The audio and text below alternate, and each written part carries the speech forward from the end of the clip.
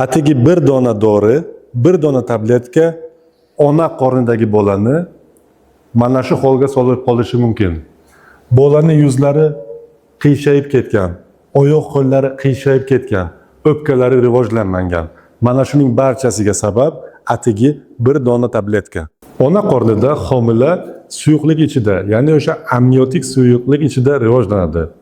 Bu suyuqlik homilaning, chaqaloqning buyraklaridan ishlab chiqariladi. Ya'ni bu chaqaloqning siydigi.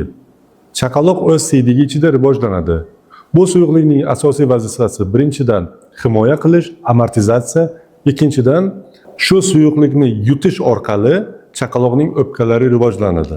Shu suyuqlikning ishlab chiqarishiga APF ingibitorlari deb nomlangan dorilar ta'sir qiladi.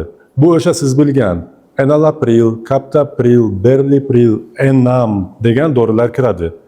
Aynan homiladorlarga shu dorilar berilsa, ularning qornidagi bolaning buyraklari rivojlanmaydi va siydik ishlab chiqarishi kamayib ketadi.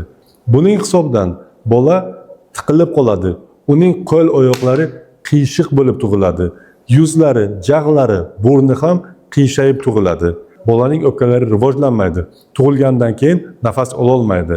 Bularning barchasiga sabab oddiy captopril, berlipril tabletkalari.